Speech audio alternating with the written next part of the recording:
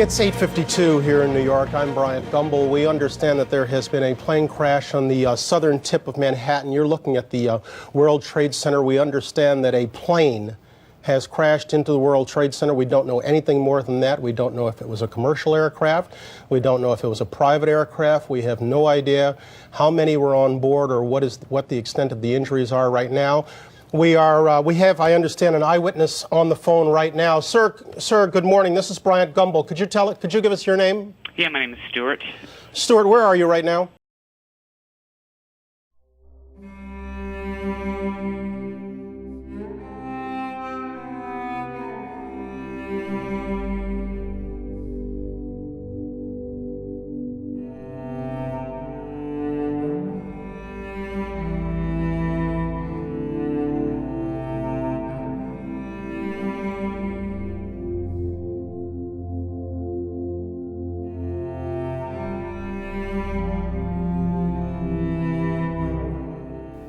On 9/11, I was in New York City. I lived there at the time.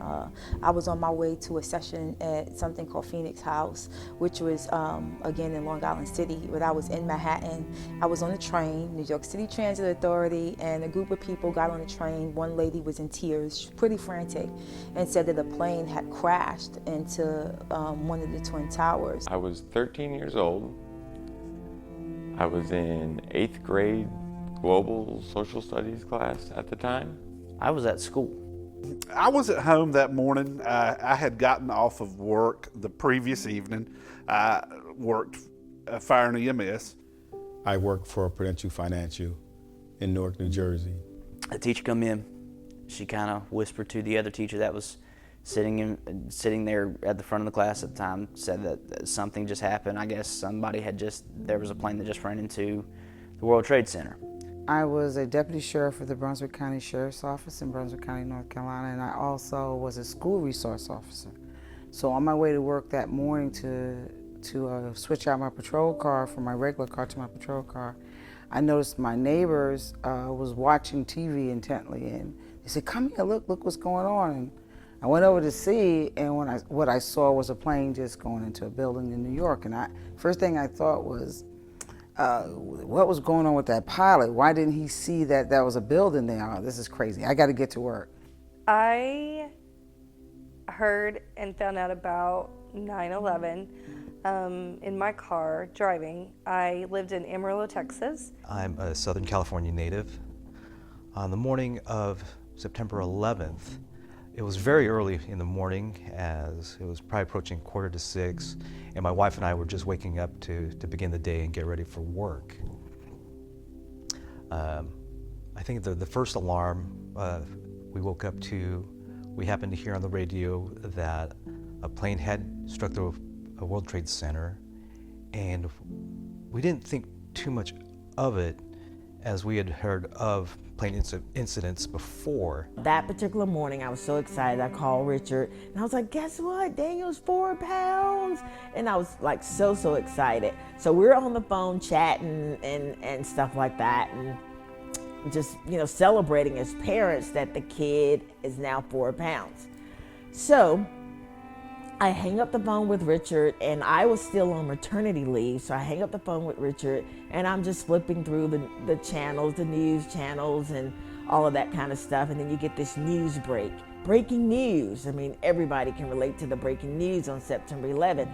And when the news broke, I knew that I didn't know which tower that Richard worked at, but I knew it was one of those towers. So here I am freaking out because the breaking news was, at that time, one airplane had gone into one of the towers. I dropped off Aubrey at nursery school and then went to my mom's house, and she answered the door with her eyes, as big as saucers, and she said, "Can you believe what's going on?" And I was like, "What are you talking about?"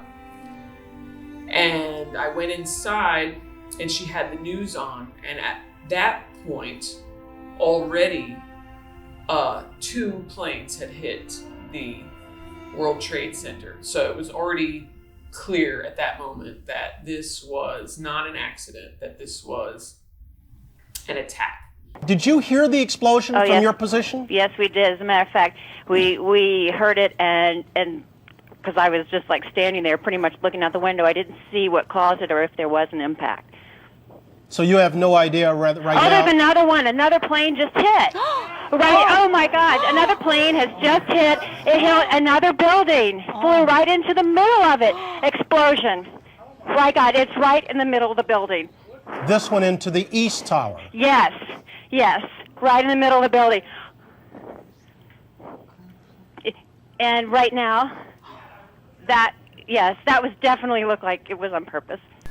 Here comes the videotape that we just showed you. You will see what appears to be a large plane. It could be a 727 right there, maybe even bigger, flying right into the side of the World Trade Center. And now you have to move from talk about a possible accident to talk about something deliberate. This bridge that takes you from Manhattan to Long Island City has a clear view of the Twin Towers, and when we was on that train going across, we saw the second plane hit the second tower, and it was then that most of us realized that it probably wasn't an accident, it was on purpose. We just sat there, watching the TV. We're from New York. I had just moved to North Carolina like a little over a year before. And to watch places that we were so familiar with. The facial expressions on the news media, their faces, and the way they were describing it, it was just hard to interpret. I just felt in a state of shock. We all kind of just sat there stunned and shocked. And the crazy part is from where we were, you can actually see the fire and the smoke of when the second plane hit. You could see the World Trade Center from my apartment. Not the house where I grew up, but the last apartment that I had in New York City before I moved here. You could see it from my bedroom window. The World Trade Center was right there.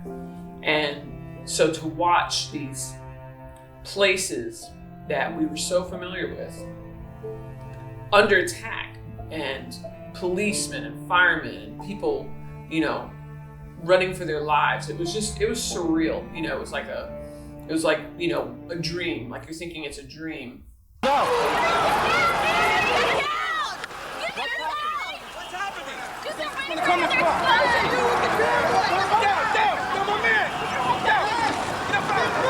Let's just get back.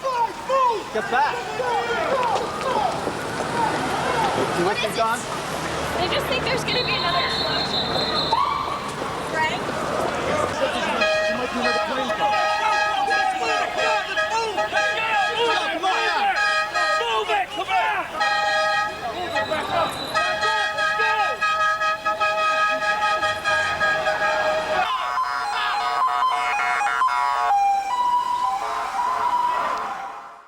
Being a reservist in the United States Air Force, I was concerned because at that moment I knew that at any moment, if this was a terrorist attack against the United States, that I would have a possibility of being recalled back to active duty. I'm checking the wires even as we speak. The Associated Press is reporting right now that the FBI in Washington is investigating reports that these two plane crashes are the result of foul play. There is a report here by the Associated Press of a possible plane hijacking.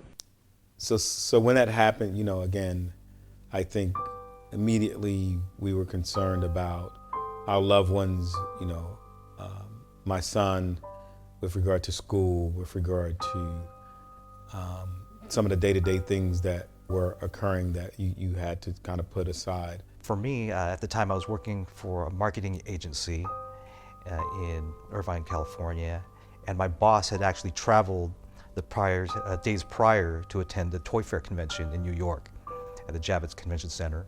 And my assignment was to attend an entertainment marketing conference in Hollywood, California. And so just thinking of my boss and trying to remember what his schedule was of flying back from New York, he was actually scheduled to fly back to California on the morning of September 11th. Several employees that were in Canada at a training session, And, you know, within hours they had every flight grounded and no one was able to get anywhere. We ended up renting a car for them and they had to drive home to Texas from Canada. Once we left the school and I got home, I started hearing all my parents talking about my uncle who was in the city. So now every time on 9/11 I think about him because he worked in the building next door to the Twin Towers in Manhattan.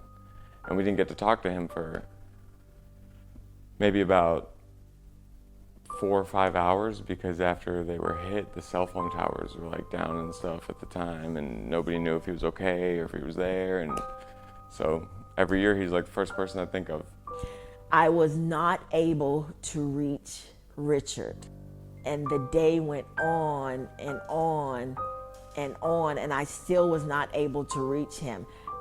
It took 4 days, and I don't know if it was, people were saying that the towers were, like the cell lines were all tied up and all of this kind of stuff. I have no clue, but I was not able to reach him. I was trying to reach people that I knew that knew him. I couldn't reach anyone in New York to find out why, you know, to see if he was alive or not. You know, a friend of mine who worked in the building just so happened not to feel well that morning and didn't go to work. But everybody in her company didn't make it. Oh my goodness. Oh my goodness. We're looking at a live picture from Washington, and there is smoke pouring out of the Pentagon. It would appear that there has been another major explosion, this one in the nation's capital. You are looking at a scene of apparent blast aftermath. There is smoke in the air over the Pentagon. I just saw the smoke come up, and the explosion shook the house clear over here. They ran one into the Pentagon and into the World Trade Center, and we're watching it on TV, and this one happened. You know, as the day went on, as hours went by, the depth of the situation really started sinking in. And the big question was, you know, is there something more going to happen? You know, I knew living in Brunswick County, we have an ammunition depot in our community. We have a nuclear power plant adjacent to the ammunition depot. I said, wow, we're vulnerable as well. And is something going to happen in our community now? We're in a state of shock. We're vulnerable. I wasn't really sure what the next thing to happen was going to be. And, you know, locally, we wasn't really hearing a whole lot. We were really relying on the news media at this point to hear what the next steps were going to be. And of course, I was monitoring the president's actions.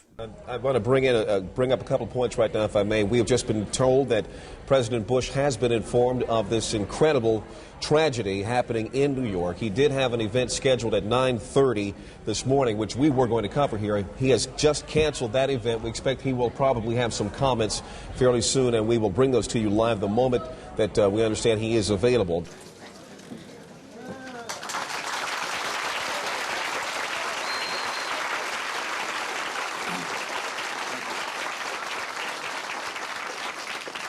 Ladies and gentlemen, this is a difficult moment for America. Today we've had a national tragedy. 2 airplanes have crashed into the World Trade Center in an apparent terrorist attack on our country. I have spoken to the Vice President, to the Governor of New York, to the Director of the FBI, and have ordered that the full resources of the federal government go to help the victims and their families, and to conduct a full-scale investigation to hunt down and to find those folks who committed this act. Take two. Take two and 2, 1. This is as close as we can get to the base of the World Trade Center. You can see the firemen assembled here, the police officers, FBI agents, and you can see the two towers. A huge explosion now raining debris on all of us. We better get out of the way! I just remember looking over and TV was on, and I had grabbed me a bowl of cereal. It was peanut butter. I remember this. It was Captain Crunch. It was a peanut butter crunch, whatever. And I was eating that, and I remember watching it, and all of a sudden, the tower started falling. And I remember seeing that, and, you know, like going, whoa. You know, at the time, my emotions were, you know, being 11 and 12 years old, you really didn't have a grasp of the situation and the magnitude of what was going on. But I knew it was like, whoa, that's big. I used to, as a kid, drive into the city and see the towers, because my mother lived there and my dad lived upstate New York, which is where I was when it all happened. And it's interesting now to drive in and see them there or see them in the movies and stuff, and my kids have no idea. Or, you know, I think I was like one of those generations that just barely gets to remember them being up.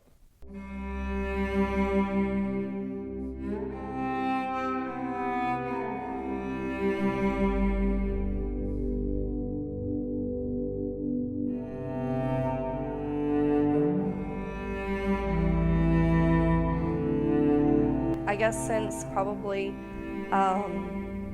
the attack at Pearl Harbor, you know, we've never experienced anything like that. And I don't know, we don't really, as Americans, I say that a lot, we don't really know how to process stuff like that. We don't understand how privileged we are. People in other countries deal with attacks like that every day. And we are so privileged to live in a country where we're not attacked like that. And so it was hard to process and scary. It was terrifying. I think a great highlight after 9/11 was seeing the president visit Ground Zero, and I was very impressed as our nation's leader on top of the rubble and in front of all those first responders, emergency firefighters, police, law enforcement, search and rescue, search and recovery, and more. Those words and his presence meant a lot for Americans across the nation. I remember President Bush standing at some place, and I caught a little bit of it, and he was saying, we're all Americans. Basically, he was giving that speech. That speech he gave that day meant a lot to me, because it made me realize how many people stood beside each other, shoulder to shoulder, regardless of race, regardless of political affiliation, regardless of any of that. They stood together as Americans. Thank you all. Let's get him, George! I want you all to know.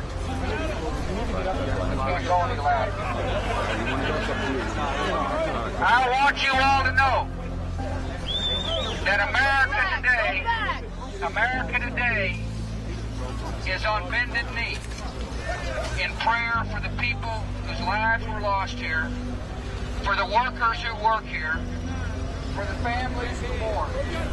This nation stands with the good people of New York City and New Jersey and Connecticut as we mourn the loss of thousands of our citizens.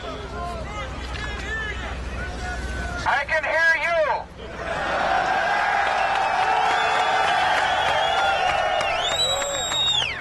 I can hear you. The rest of the world hears you. And the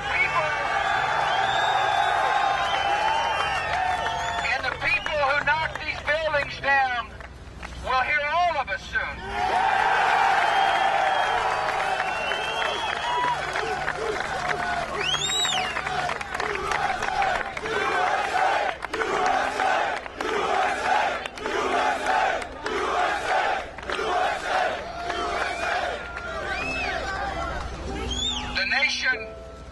The nation sends its love and compassion to everybody who is here. Thank you for your hard work. Thank you for making the nation proud. And may God bless America.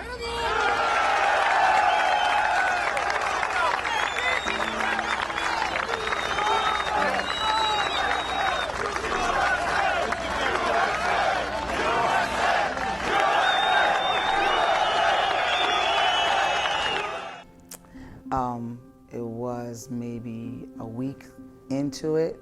I got the first phone call to activate our child care procedures, meaning we previously do that just in case something like this happened, but you never think you was gonna have to use it. And so, of course, I had to activate that by calling my mom and, you know, all the people I need to get to get a hold of my kids. But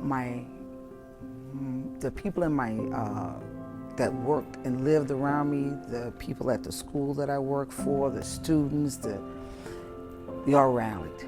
Everybody rallied behind me. Everybody, I'm talking people that never even talked to me. I got your kid, don't worry about it. I'll get him to your mom. I'll pay for a ticket from the New York. I'll do this. Just people I didn't even know, just strangers in my neighborhood who never spoke with me before, stepped up and helped out. And to this day, I feel that. I feel that gratitude, and I know it was God. And I know that that kind of love only can come from that. And yeah, so I was devastated. They gave me 24 hours to activate that, and then I had to be to Seymour Johnson Air Force Base in a week. To see that there was a positive that came out. I remember the commercial was that come out was a shot of many different things going on, and the slogan was, "They tried to divide us," and they showed. You know, people driving buses, they showed this and that, showed conflict going on, but then they said, but in turn, and it ended up uniting us. And the shot at the end of the commercial was a scene of houses, of row houses. And they showed it in the early part, and it was all different flags, different this. But then that next shot was just nothing but flags with nothing but houses with American flags in front of each one, like 10 or 20 houses. And they showed down and it was literally that, and they showed people, you know, helping people. And that was big. And it was that first time going in is when I realized what I meant, what I, signed up for. And I was willing to do it because I felt like I owed that much, because I've done, I did well as an American, and I felt like I owed that to my country. I remember one of the things that we did afterwards, and people will probably remember this. It was, trying to find an American flag, like the wanting to show support in some way. What could we do to help, or, I don't know. I searched for weeks for an American flag. All the American flags were sold out. Across the nation, flags have been flying off the shelves. I've probably gone to 8 or 9 places. There are no flags. Walmart sold 200,000 yesterday and put more on order today. This is probably the most direct way for the common citizen to go show his support. I knew some people on those planes, and I feel like I have to do something. Ever since the disaster, a wave of patriotism has been spreading across America. America is united. We are strong. We are stronger than ever. But I wanted so bad to hang that American flag in my window, just to show that, even though I'm so far away, I wanted to show those people that they were their family. They were my American family. And I thought it was kind of cool that all the flags were sold out. You couldn't even find one, because that's what everybody was doing, was hanging up an American flag. And it's kind of terrible that it took a tragedy like that to bring us all together. I was getting on the plane, and in my uniform, people in first class were just standing up giving me their seats, so we were Americans then. And I agree with that. That was one of the best things that even came out of that. If you want to find a good thing, that was it.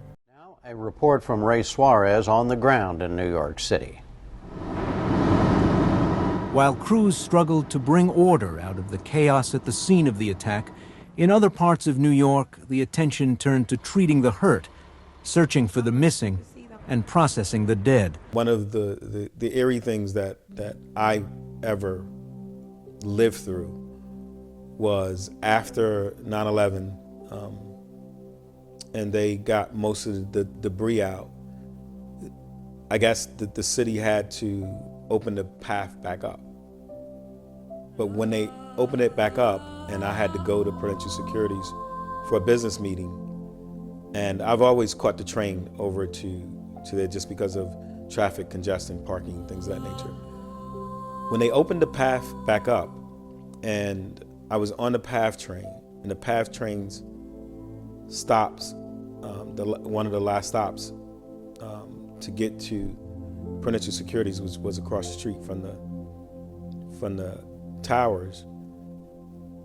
We were on the train, and as we were on the train and it entered the station, it was like being in a grave, because it was concrete and it was metal still hanging from where the towers hit.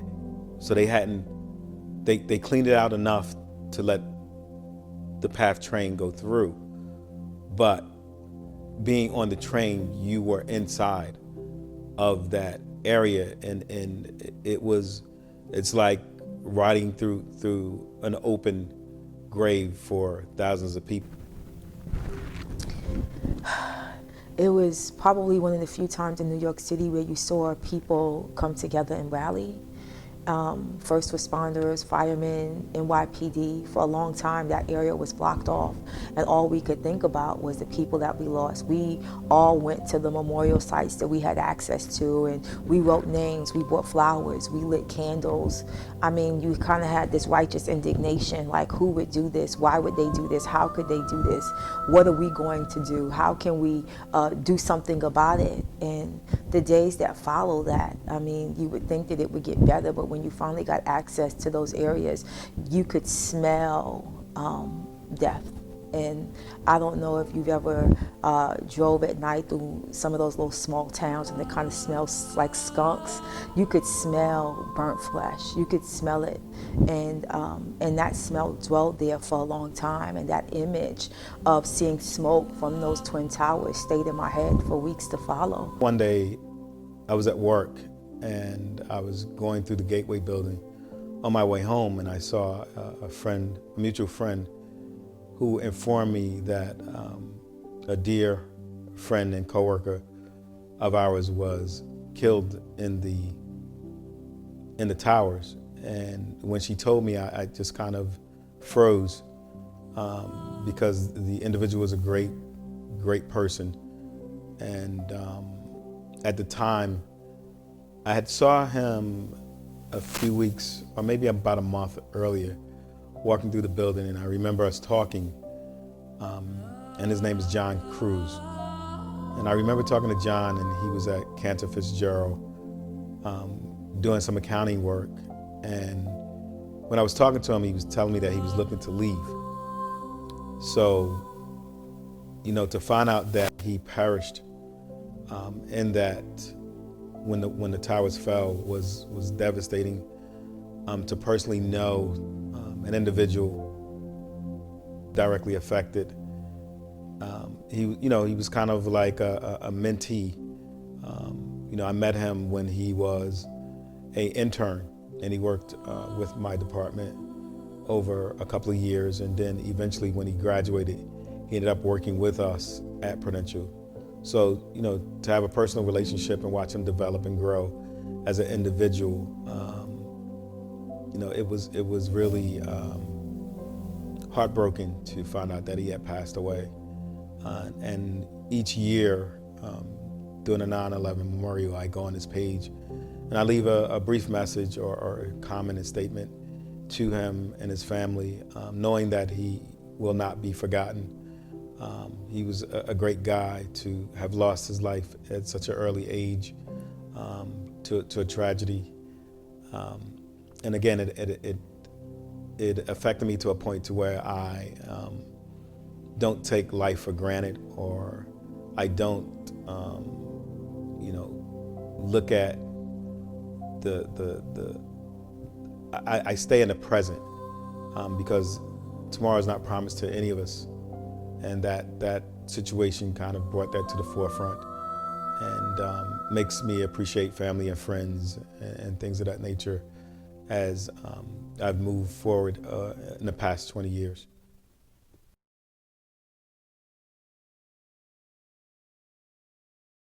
What's going on, Betty? Aircraft is erratic again. Problem, very erratic. Betty,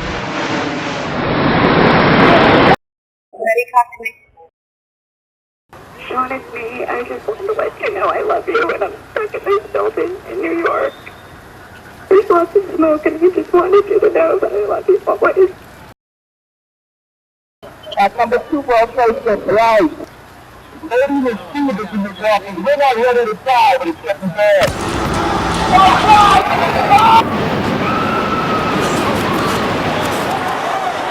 Hi, baby. Baby, you have to listen to me carefully. I'm on a plane that's been hijacked. I'm on the plane. I'm calling from the plane. I want to tell you I love you. Please tell my children that I love them very much. And I'm so sorry, babe. I hope to be able to see your face again, baby. I love you. Bye. Jules, this is Ryan. Lives on an airplane that's been hijacked. If things don't go well, and it's not looking good, I just want you to know I absolutely love you. I want you to do good. Go have a good time. Same to my parents and everybody. And I just totally love you, and I will see you later. Bye, babe. I'm on the 83rd floor. I'm gonna die, aren't I? No. I'm gonna die. Ma'am, say your prayers. God. We're gonna think positive because you gotta help each other get off the floor. I'm gonna die.